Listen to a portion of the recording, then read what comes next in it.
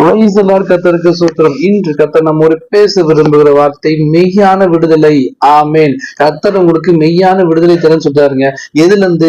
பாவத்திலிருந்து, சாபத்திலிருந்து, எல்லா காரியங்களும் விடுதலை தராரு. அதுக்கு செய்ய வேண்டிய ஒரே விஷயம் இயேசு கிறிஸ்துவை பிடிச்சிக்கணும். ஏன்னா குமாரன் விடுதலையாக்கினால் மெய்யாகவே விடுதலையாவீர்கள்.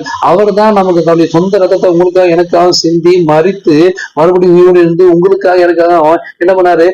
ரத்தத்தை சிந்தி ஒரு விடுதலை பெற்றுக் கொடுத்திருக்காரு. நரகத்திலிருந்து விடுதலை, எல்லா காரியங்களும் வந்து தேவன் உங்களுக்கு விடுதலை பெற்றுக் கொடுத்திருக்கிறாரு.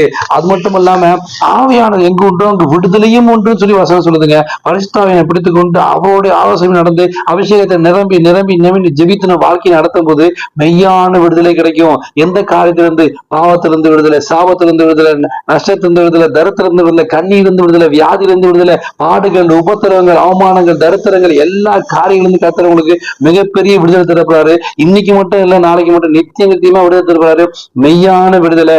அதுதான் நித்திய ஜீவன் உங்களுக்கு எனக்கு கருத்தை கொடுத்துருக்காரு இல்லையா? அந்த விடுதலையின் மூலியமா தான், இயேசு கிறிஸ்து மூலியமா தான், குமாரன் மூலியமா தான், அவர் சிந்தன ரத்த உடன்படிக்கை மூலியமா தான் உங்களுக்கு விடுதலை கிடைச்சிருக்கு. அதனால இயேசு கிறிஸ்துவை பிடிச்சுக்கோங்க. அவரை சொந்த ரட்சகரா ஏற்றுக்கொண்டு அவர் இருதயத்துக்கு ஏற்றப்ப நீங்க பிரியமான பிள்ளைகள் நடந்தீங்கன்னா கர்த்தர் நிச்சயமா மெய்யான விடுதலை கொடுப்பாரு.